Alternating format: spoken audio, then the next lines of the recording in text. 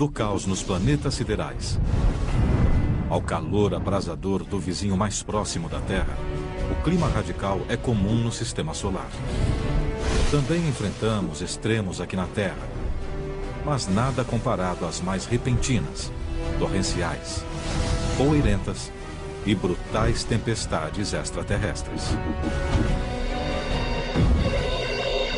O clima no espaço. Na Terra, o Sol dita o nosso clima. E às vezes, o faz de forma violenta. Quando frio e calor colidem na atmosfera, cuidado. Isso se aplica ao clima local e ao global. Mas as tempestades em outros planetas são mais intensas, severas e estranhas que suas similares na Terra. Por que disso? Devido ao Sol? Se não for isso, o que mais alimenta sua fúria? As leis básicas da natureza, as regras do jogo, são basicamente as mesmas em todo o sistema solar. Mas cada planeta disputa o jogo de modo próprio. Neste momento, em Marte, o planeta inteiro está sendo coberto pela poeira.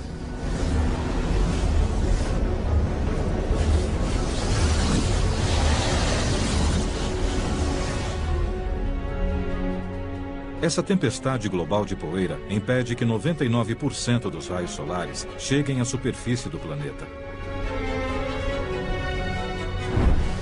Na verdade, é um sistema de tempestades menores, porém intensas, que levantam a poeira na atmosfera. Após seu início, o céu marciano leva meses para voltar a clarear. De certa forma, Marte possui o clima mais surpreendente do sistema solar. É raro haver um evento climático que possa afetar todo o planeta. Mas se as regras básicas sobre quente e frio são as mesmas em Marte, por que o clima é tão diferente da Terra? Para começar, Marte tem metade do tamanho da Terra. E como fica 50% a mais distante do Sol, então é muito mais frio. A temperatura média em Marte é 62 graus Celsius negativos, ou seja, é quase 54 graus mais frio que a Terra, e sua atmosfera é extremamente rarefeita e composta principalmente de dióxido de carbono. Mas talvez a diferença mais importante seja essa. Marte é um enorme deserto. Como seria a Terra sem água? Bom, haveria muita poeira. Não há água líquida na superfície de Marte e há muito pouca água na atmosfera. Não há como conter a poeira. Na Terra, as tempestades de areia são localizadas e passageiras. A razão para essa diferença em escala é que as tempestades geram seu próprio clima em Marte, enquanto na Terra elas acabam dependendo do clima ao redor dela. Em outras palavras, na Terra, o sistema climático global gera tempestades de areia. Em Marte, as tempestades geram um sistema climático global. Há muito, os astrônomos observaram as grandes tempestades de areia em Marte através dos telescópios na Terra. Mas antes, não podiam ver o que as causava. Isso exigia uma viagem até Marte.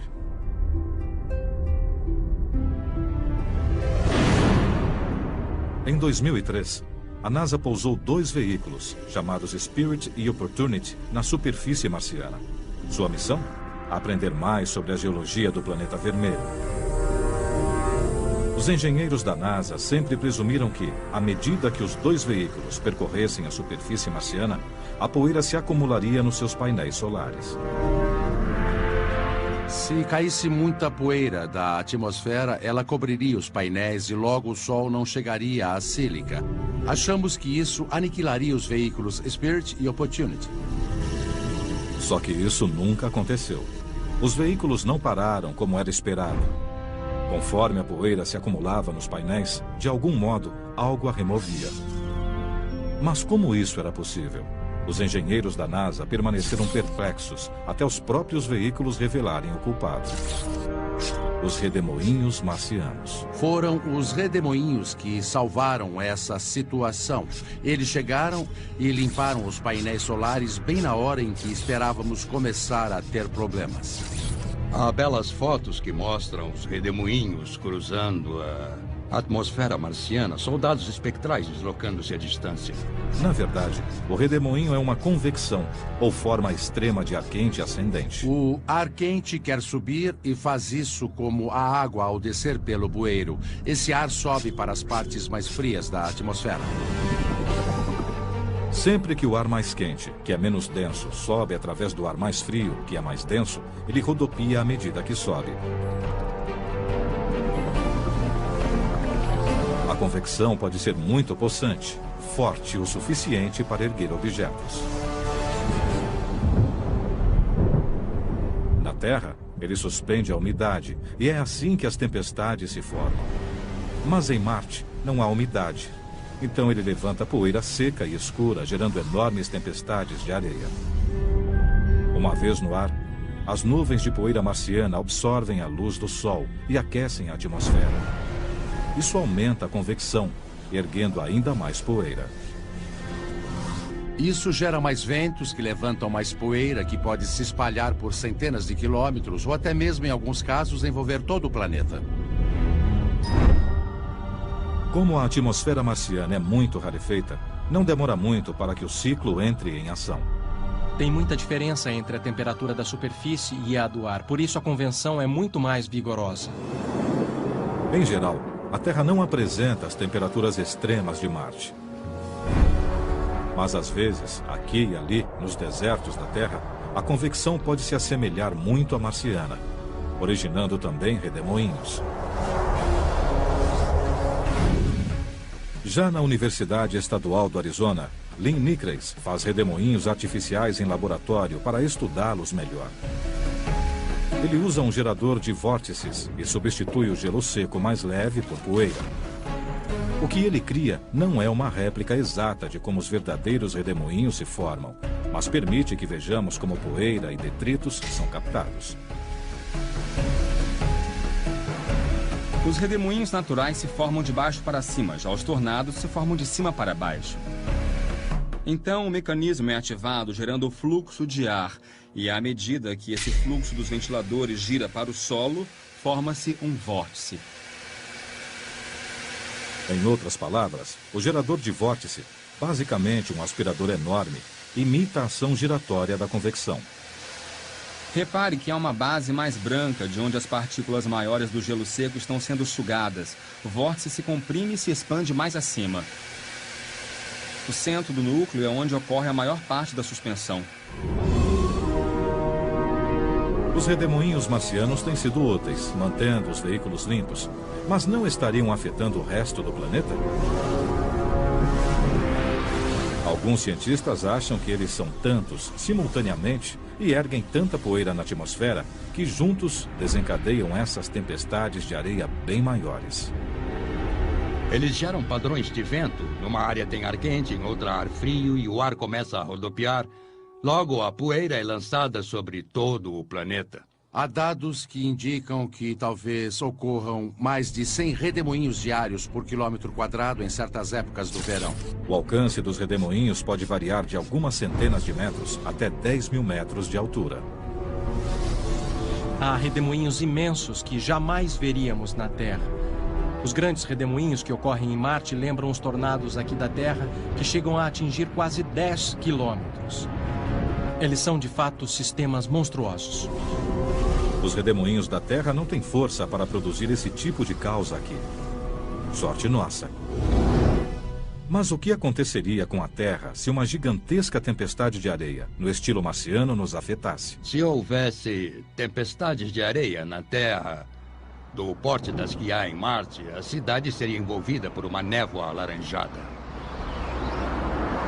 A qualidade do ar é prejudicada durante a tempestade. A poeira bloqueia o sol, interrompendo a fotossíntese. Sem as plantas, não há comida. E a temperatura cai. Há 65 milhões de anos, um asteroide pode ter atingido a Terra, gerando essas mesmas condições e aniquilando os dinossauros. Elas não vão ocorrer na Terra porque a chuva e a umidade se condensam sobre as telas de poeira, removendo-as da atmosfera. E é muito difícil que haja algo assim, dadas as condições climáticas da Terra.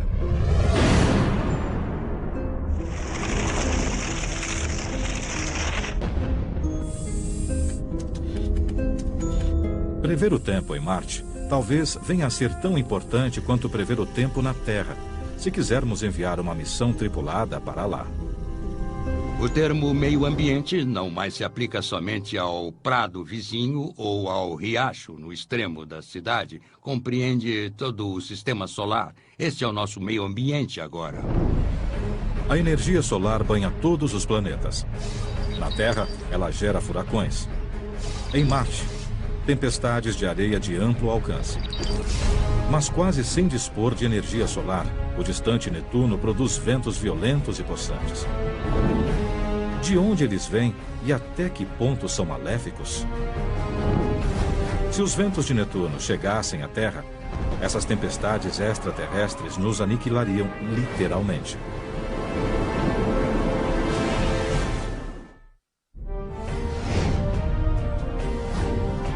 A órbita de Netuno situa-se a quase 5 bilhões de quilômetros do Sol, no extremo afastado do Sistema Solar. Pouco sabemos sobre esse grande planeta azul. As fortes correntes de ar de Netuno chegam a 2.400 quilômetros por hora em sua atmosfera superior. Mas como?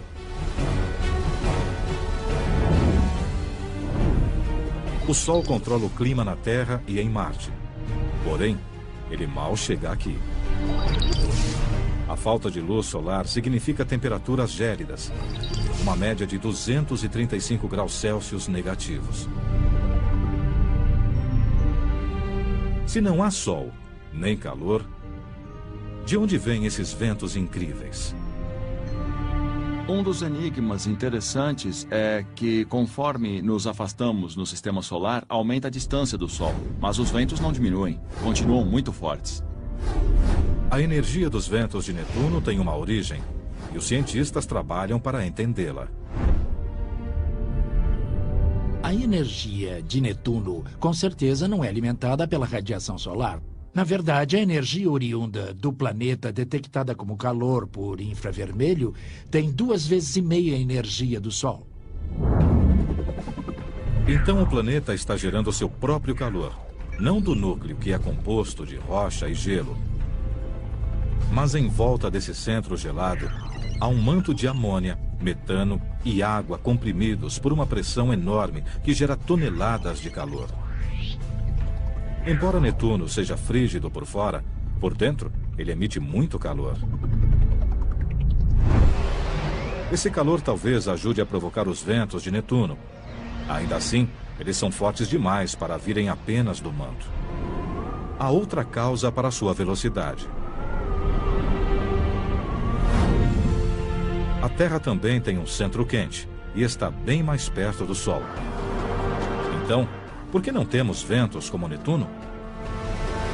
Para começar, os nossos oceanos acumulam e liberam energia, e isso ajuda a gerar o nosso clima. Aumenta a energia em alguns locais e a retira em outros no sistema complicado. Esse sistema complicado produz muito vento. Mas onde ocorrem os ventos mais velozes da Terra? Surpreendentemente, não é sobre o oceano. Eles sopram sobre o topo de uma montanha de tamanho modesto. O Monte Washington, em New Hampshire. Os ventos mais fortes já observados por seres humanos sopraram aqui no Monte Washington, 371 km por hora em 12 de abril de 1934. O Observatório do Monte Washington, uma instituição científica privada e sem fins lucrativos, é responsável por monitorar o clima no alto da montanha de 1916 metros. Esta estação meteorológica remota, acessível apenas por veículos para neve no inverno, mantém registros diários há 76 anos. Com certeza é um dos locais mais extremos do planeta. No inverno há ventos quase diários que ultrapassam 160 km por hora. Não tão extremos quanto os de Netuno, mas são fortes. Por que essa montanha, que tem 1/5 do tamanho do Everest, produz rajadas tão violentas? Estamos no local para onde convergem ventos de várias direções, oriundos do vale do rio Ohio, do vale do rio St. Lawrence e da costa leste. Todos convergem para esta área, do topo do Monte Washington. A mudança de elevação do leito do vale para o topo do Monte Washington é muito significativa para qualquer cordilheira. Ultrapassa 1.200 metros. O ar é forçado a ultrapassar o topo da montanha e, ao se comprimir sobre o topo, ele acelera. Eles o medem pontualmente a cada hora, 24 horas por dia, 7 dias por semana. Está soprando a mais de 160 km agora. O gelo se forma mais depressa sobre os instrumentos. Temos que remover esse gelo. Apesar do vento extremo, temos que fazer isso de hora em hora.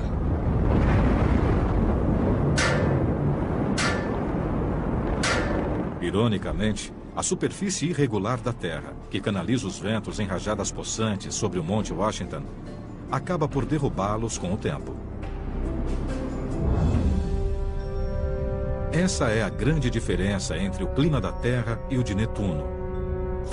A Terra tem montanhas que reduzem os ventos. Netuno é tão liso quanto uma bola de bilhar. A questão principal não é que se tornam mais fortes, isso não se aplica. Apenas não há nada que os reduza. Simplificando, quando os ventos de Netuno sopram, não há nada que os atrapalhe. Como um vento de Netuno com velocidade média de 1.360 km nos afetaria aqui na Terra?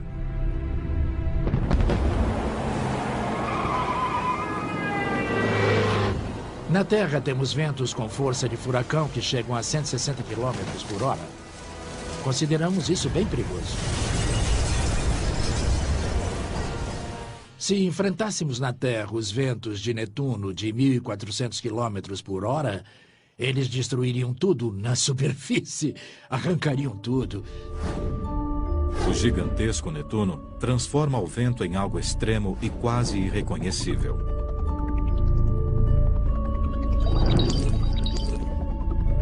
Mas, orbitando além dos anéis de Saturno, há uma pequena lua que faz a mesma coisa com a chuva. Esta é Titã, onde uma pancada de chuva diária transformaria a Terra numa bola de fogo explosiva.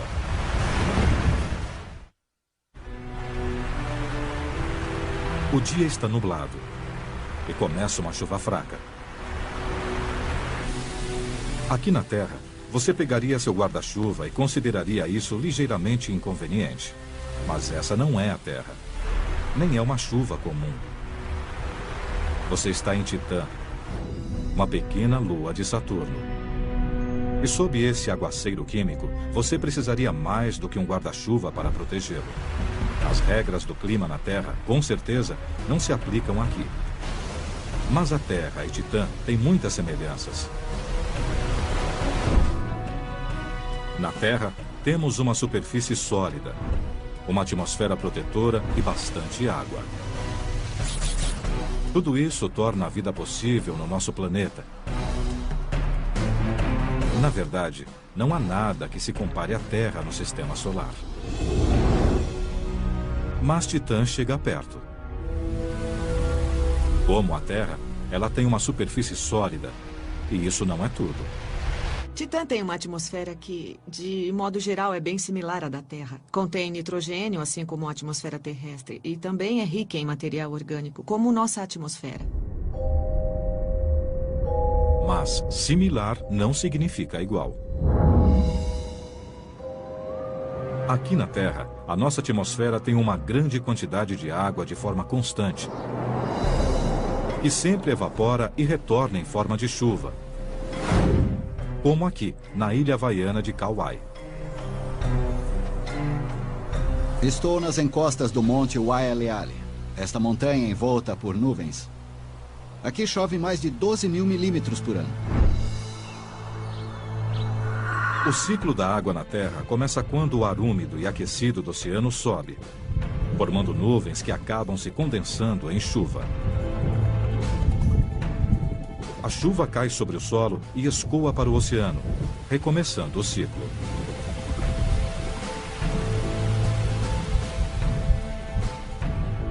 Quando a água evapora, ela absorve a radiação solar. Ao se condensar, ela libera toda essa energia na atmosfera. E essa transferência de calor ajuda a moderar as condições na Terra. A água da Terra armazena até 80% do calor do Sol, ajudando a manter a temperatura, do Equador aos polos. Os cientistas teorizam que Titã possa ter água ou algum outro líquido que talvez produza um efeito similar.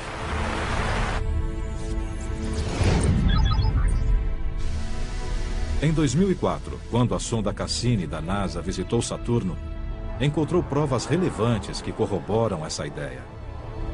Se fôssemos a Titã e observássemos a paisagem, veríamos algo de certa forma bastante familiar. Veríamos grandes montanhas e vales que foram entalhados por líquidos correntes. De fato, quando Cassini passou sobre a enevoada Titã, seu radar rastreou a superfície abaixo. Os cientistas viram canais cortando a superfície, assim como fazem os rios na Terra. Alguns com 1.400 quilômetros de extensão. O primeiro forte indício de líquido em Titã. Há grandes massas líquidas na superfície de Titã. Em nenhum outro lugar do Sistema Solar, a não ser na Terra, há algo assim. Será que a água, o líquido que entalha as montanhas e vales da Terra, também estaria deixando seus traços na superfície de Titã? Ou seria outra coisa? O problema é que Titã está muito distante do Sol. Se fosse água, estaria congelada. Faz 180 graus Celsius negativos em Titã, e as coisas lá não se comportam como na Terra. Devido ao frio intenso, o metano, que é um gás na Terra, é um líquido em Titã. Um mistério resolvido. Mas só porque o metano é um líquido na superfície de Titã, não significa que faça parte de um ciclo climático como a água na Terra. Como saber se esse metano também cai do céu de Titã? Essa resposta está envolta em mistério, literalmente. Titã é recoberta por uma espessa névoa com partículas de fumaça, semelhante a um dia ruim em Los Angeles.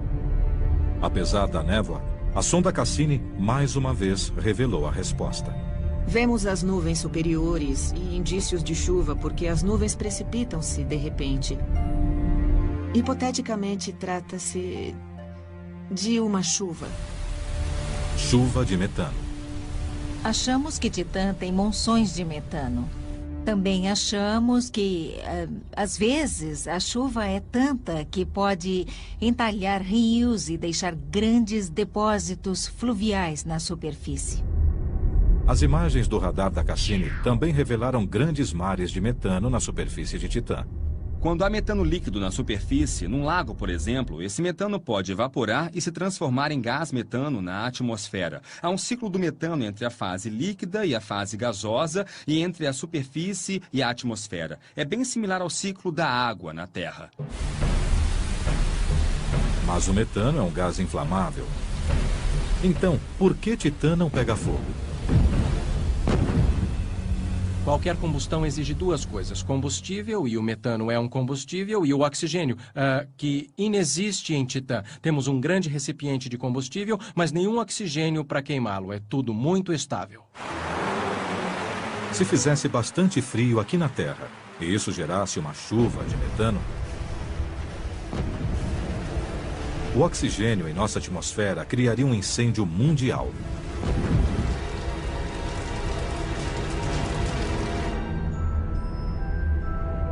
Felizmente para nós, isso não vai acontecer.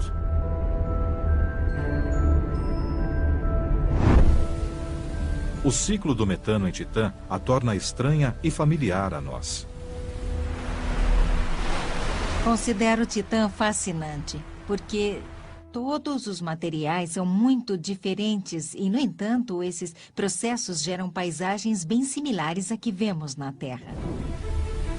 Titã prova que, no que diz respeito ao clima, as aparências enganam. Em Júpiter, a questão envolve tamanho. Se a grande mancha vermelha atingisse o nosso mundo, ela faria nossos piores furacões parecerem brisa.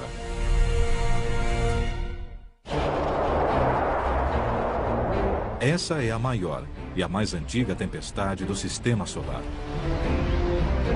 E o fenômeno característico mais famoso de Júpiter. Tem até um nome próprio: a Grande Mancha Vermelha. Tem 2 ou 3 vezes o tamanho da Terra. É a maior de todas as tempestades. Sabemos a respeito da Grande Mancha Vermelha no hemisfério sul de Júpiter há mais de 300 anos. Quando Galileu inventou o telescópio, após alguns anos, a Grande Mancha Vermelha foi avistada. E ainda está lá. Familiar, porém misteriosa. Ninguém sabe como a Grande Mancha Vermelha se formou. Porém, os cientistas já estão investigando sob as nuvens de Júpiter para saber mais sobre essa enorme tempestade extraterrestre. A tempestade é intensa. Com ventos de 480 km por hora, ela se ergue quilômetros acima das nuvens circundantes. Na Terra, há tempestades que parecem similares, embora menores e mais amenas: os furacões. Também conhecidos como ciclones ou tufões, dependendo de onde se formam. Eles são os ventos meteorológicos mais destruidores.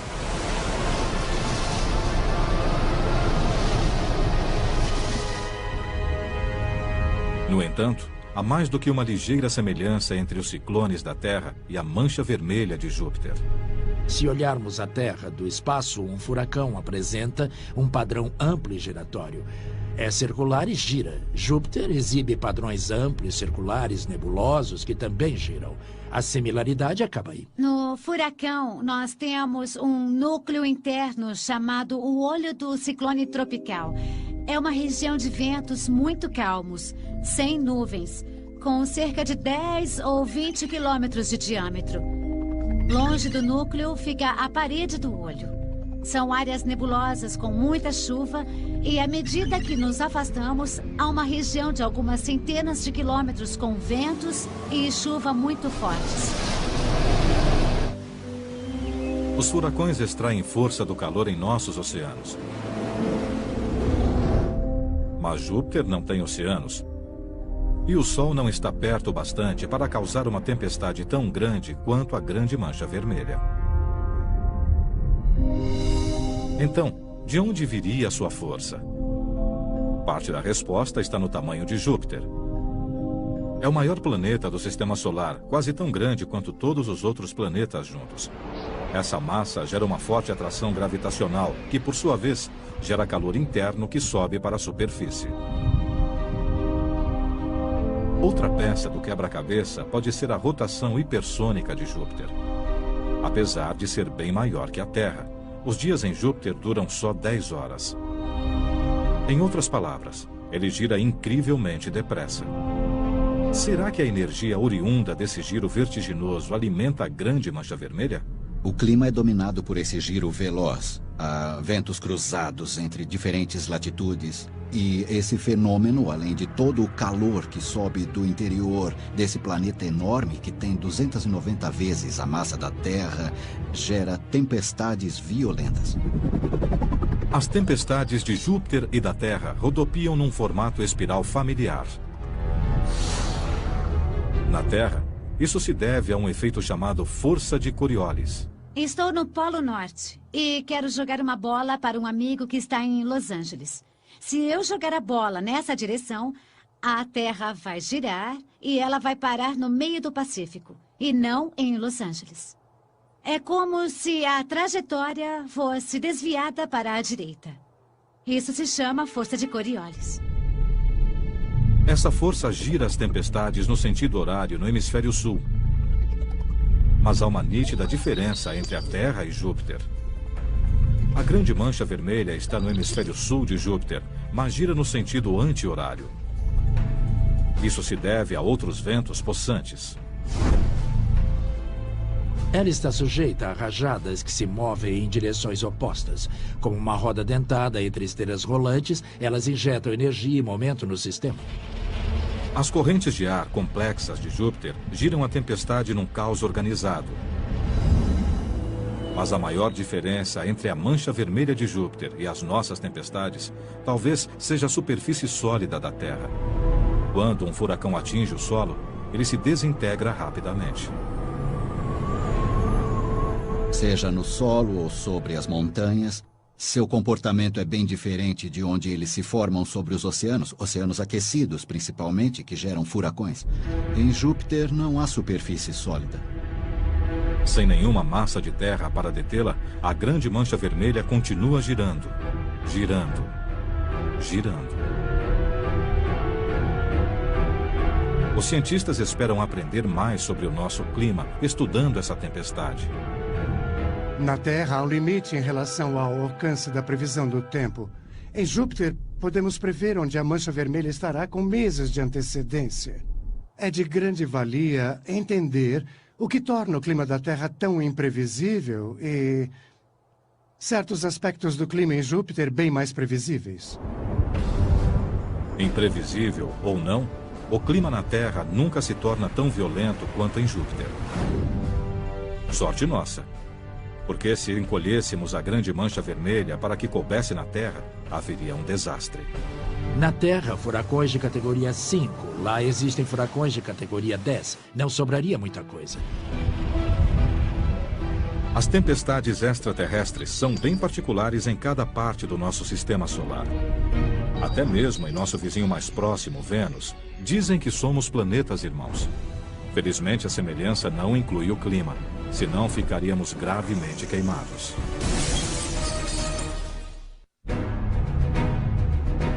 Vênus pode ser nosso vizinho mais próximo, mas, de algum modo, seu clima é radicalmente diferente do nosso. O segundo planeta, a partir do Sol, é uma mistura de aterro de lixo tóxico com o Vale da Morte. Só que pior. Acho que seria quase uma definição planetária do inferno. A temperatura é de 480 graus Celsius. A pressão na superfície é a mesma encontrada a 800 metros abaixo do oceano na Terra. E como se isso não bastasse, a atmosfera superior de Vênus é asfixiante, devido às nuvens de ácido sulfúrico, e os ventos registram 400 km por hora. A melhor comparação com Vênus equivaleria a entrar no forno e acendê-lo.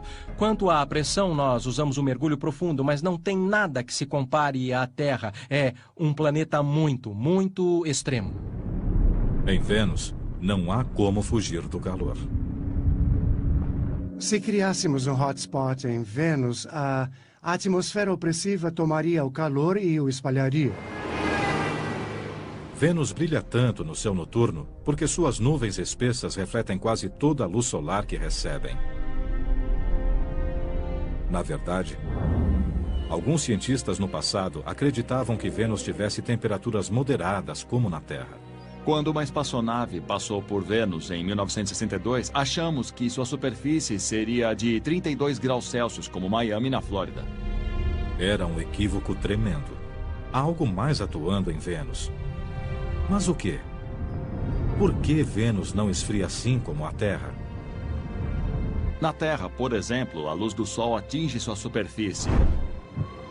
A Terra aquece um pouco, mas o oxigênio e o nitrogênio da atmosfera não obstruem a luz. Ao ser liberada pelos raios infravermelhos, ela atravessa a atmosfera e vai para o espaço.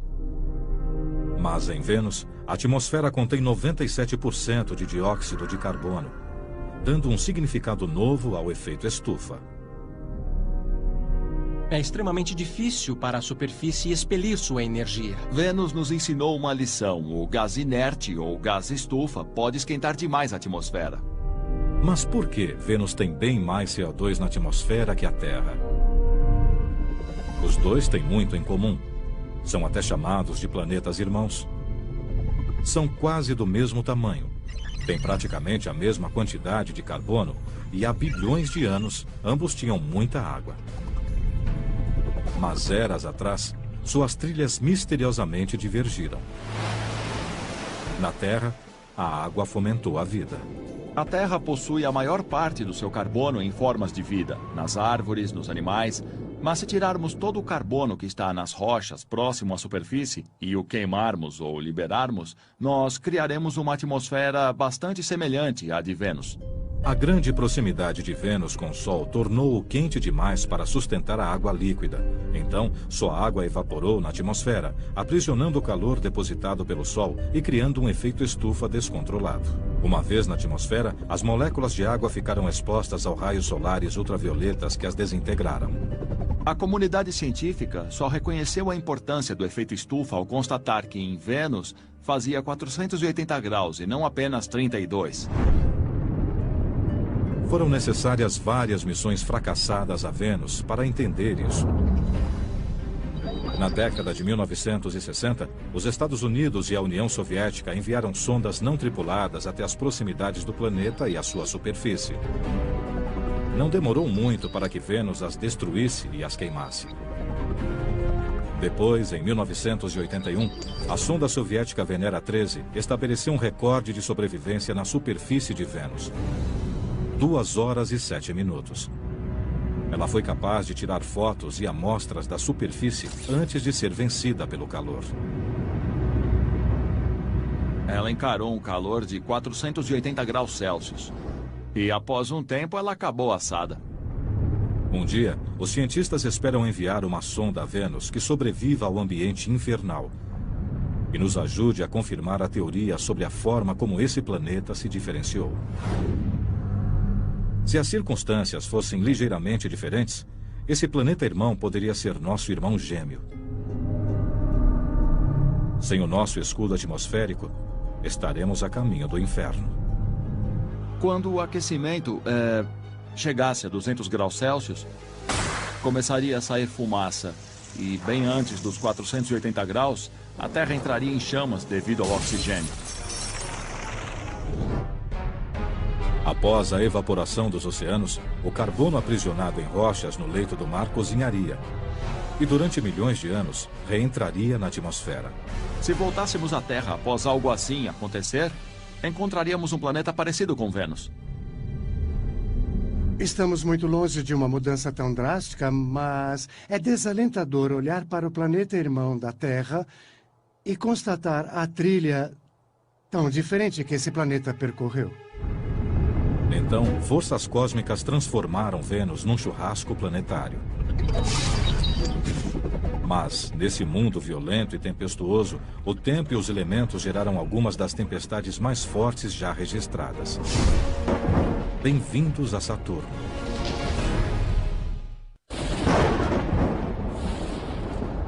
Raios cortam o céu. Esse violento sistema climático chega a ser maior que os Estados Unidos, agredindo a atmosfera com os raios mais fortes já vistos. Só que esses raios não são visíveis, pois eletrificam os céus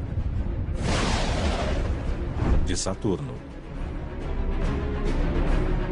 Apesar da força desses raios, os cientistas não conseguem vê-los, em parte devido aos anéis brilhantes de Saturno. Os anéis são tão brilhantes que, se estivéssemos do lado escuro de Saturno, lá estaria bem mais claro que a Terra sob a lua cheia. E Saturno também esconde seus raios dentro de nuvens espessas e sufocantes de amônia. As descargas elétricas ocorrem 100 quilômetros abaixo. E isso impede que se tenha a visão dos clarões. Mas os raios estão lá. E os cientistas sabem disso, porque já os ouviram. Detectores de ondas de rádio no satélite Cassini registraram o som dos raios de Saturno.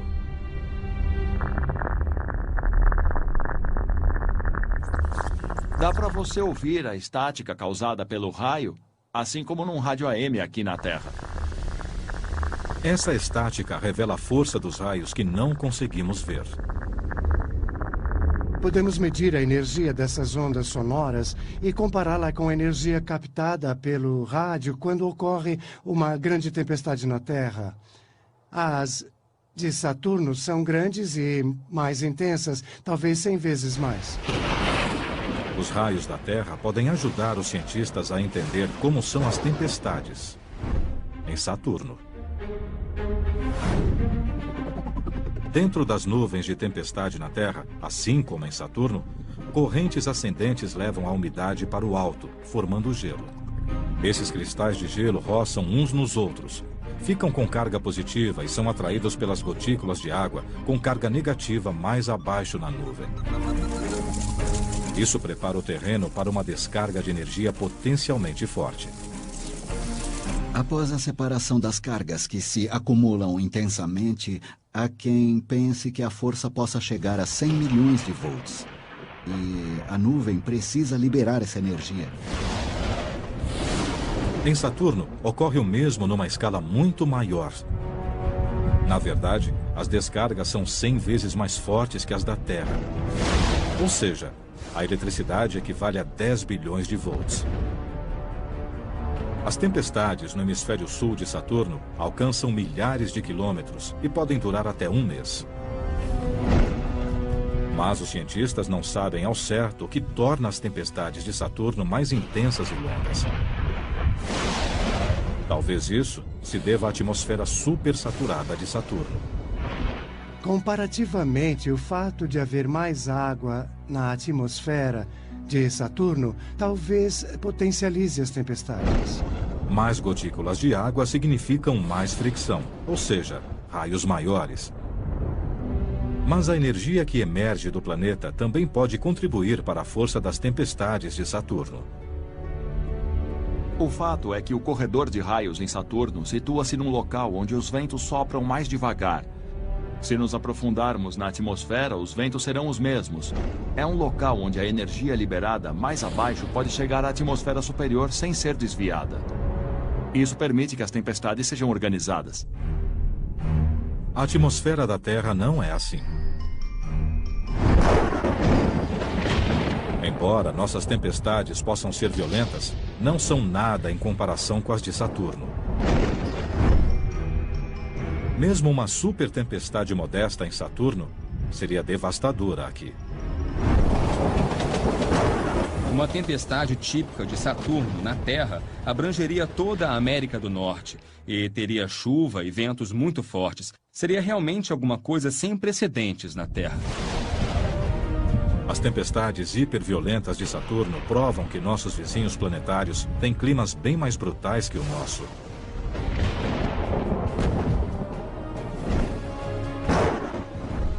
Mas as leis da física que criam as tempestades de Saturno são as mesmas leis que criam o nosso clima. Grandes tempestades de areia, ventos implacáveis, raios mortais, furacões violentos e calor escaldante. Conforme aprendemos mais sobre as condições extremas de outros mundos, compreendemos como o nosso planeta imprevisível funciona. E o que enfrentaremos se e quando nos aventurarmos por outros planetas e desafiarmos suas estranhas tempestades.